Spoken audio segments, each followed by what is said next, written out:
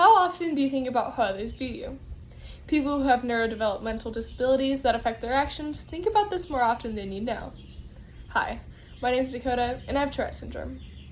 People who live with Tourette syndrome experience something called tics. These can go into two categories, verbal and motor tics. Verbal tics include, but are not limited to, small noises to full sentences. Motor tics include, but are also not limited to, small movements in your nose to even clapping. Tourette's is not a well-known disability. People know little to none about it. This causes staring and even people making comments in public.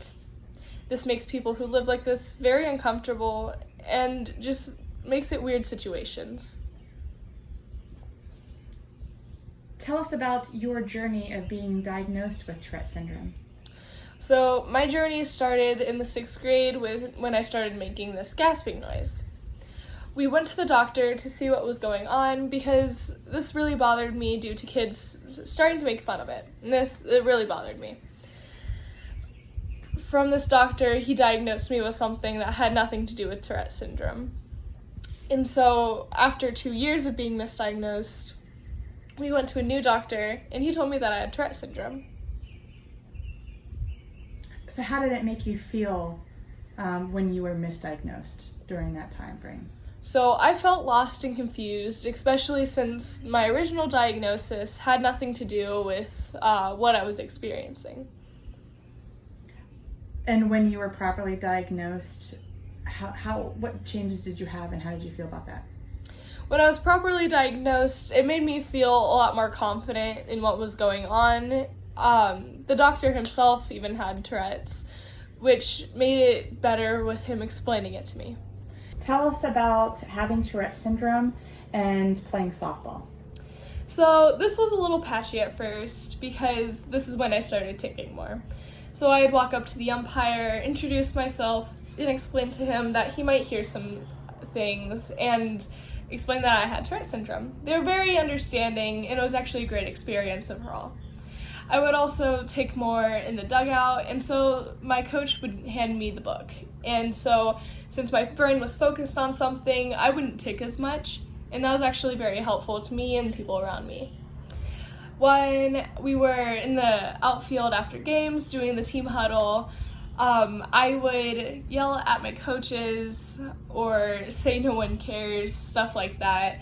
But since they understood that I can't control this and I'd rather not say these things in the middle of them talking, they were really understanding and that helped me a lot as well. Another time that I'd tick was waiting in line for during practice when we're getting a lot of reps. But I just tried to focus more on what the other girls were doing, watch them, and chewing gum also helped me a lot. What is some advice that you can give to teammates who are dealing with another teammate that has Tourette syndrome? So some good advice that I can give is just ignore it. Don't make comments or don't mimic the noise. If you ignore it and leave it be, this person experiencing the tics at the moment aren't going to tick as much. Because one of the biggest triggers that people with tic disorders or Tourette syndrome have is if they're talking about it. If they talk about it, they're going to tick more. If they're thinking about it, or if they're just worried people are thinking about them, it really makes them tick more. What are some things that help you reduce your tics? One of the biggest things that has helped me through this is music. I listen to music a lot to calm myself down, or just relax after a long day. We found that once I'm listening to music or singing even, I don't tick at all, which has helped me a lot. Also focusing on the hobbies I like drawing or just working out in general, because since my mind's focused on it, I don't tick as much. It's really nice. Where is a good resource that someone can learn more about Tourette syndrome? A big resource that I 100% recommend is the Tourette Association of America. I was the youth ambassador during 2021 for the state of Ohio, and that was the place that I learned a lot of the stuff that I know now. It helped me explain to those around me what was going on, and even just help myself understand.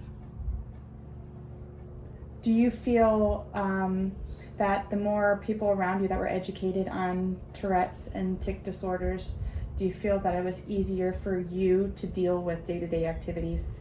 Absolutely.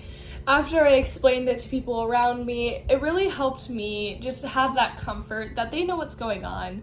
They completely understand and aren't judging me for what I can't control, which helps me a lot. I just wanted to thank the Ohio Lady Legends for reaching out to an outside resource to better understand what's going on. It helps the player themselves and the others around them to be better educated on the subject. Thank you for creating a better environment for your players. Go Lady Legends!